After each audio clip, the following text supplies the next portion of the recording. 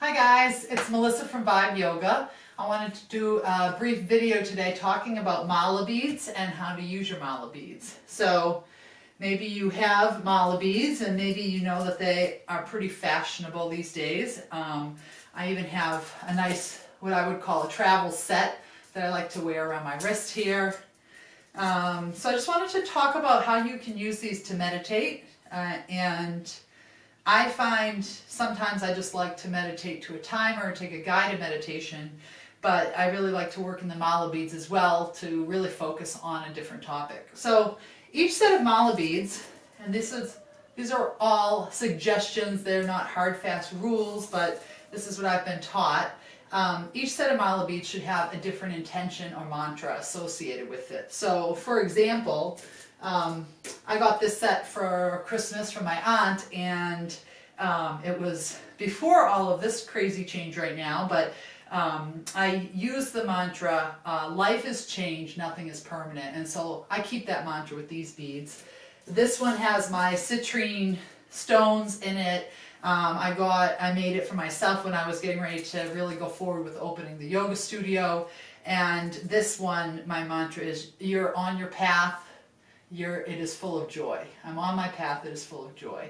So when I'm either needing that mantra or feeling that mantra, that just like when you're choosing what crystals to wear or what essential oils to wear, that's when I would usually choose, okay, I really need to feel okay with the changes going on, or motivated, or I feel great today, I'm going to do my life is full of joy one.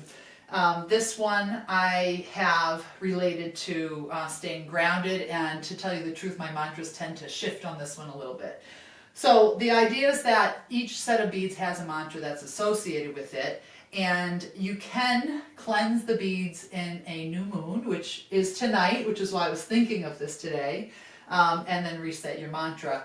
Of course, you can change it at any time, but I do think there's something about the energy being in those beads. So each set of beads usually has a guru bead, a bead that's a little different or a little bigger.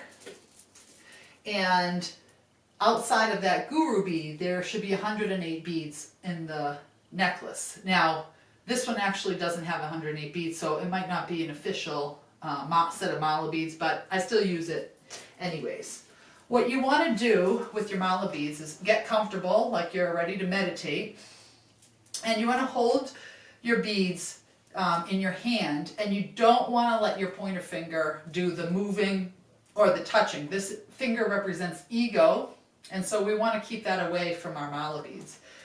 Start right after your guru bead, and I usually just like to use my thumb to move them forward.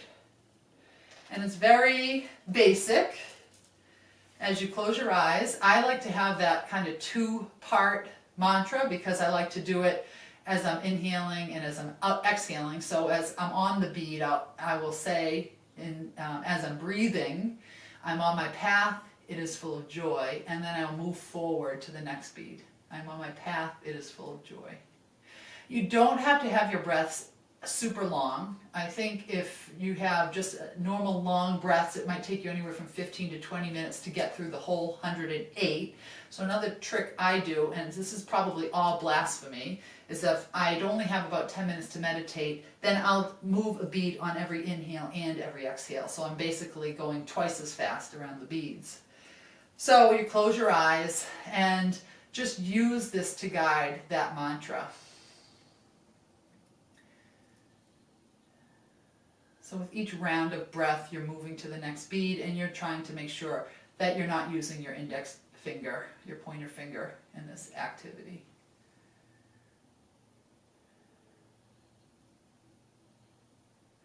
So you'll make your way around the whole set of beads, and I really like this piece of advice that I haven't had to use. But you're not supposed to cross over the guru bead. So when you get to that last bead, if you feel like you need to do another round, then you're supposed to turn the beads around and work your way back on the beads. Now I always I like this set in particular because the citrine has a different feel than the wooden beads, and so it really helps me to know how I'm pacing through my meditation, although I guess the goal would be just to totally lose yourself in that meditation. And then after you've meditated with the beads, it's nice to wear them because you really are creating energy. It's reminding you of that mantra, and it's nice to bring that with you throughout the day. So often I will keep my beads on for a week or after I've meditated with them, just to really keep that energy with me, and because they look pretty cool. So, no, I'm just kidding. Well, I'm not kidding. So the other thing you can do, a lot of us now have these beaded bracelets, and often they're different crystals. So this is my citrine again. It's nice to see how many beads you have in a bracelet, but sometimes if you just need to calm down and you don't have a full set of mala beads, you can just use these bracelets to meditate with as well, and just use the same thing, just using each bead as you go forward to take a round of breath.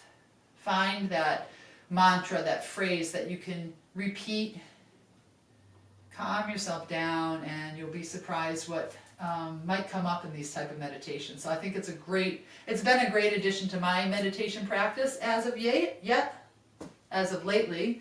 And so I thought I would just share that with you. And especially if you have some mala beads that you haven't used in a while, and you're seeing this today, then get them out in that new moon tonight. Let them out in that night air, and really think about what your new intention will be this month for this moon cycle. It's a great day to set some intentions and use some beads to help us focus on our path forward. All right, thanks guys.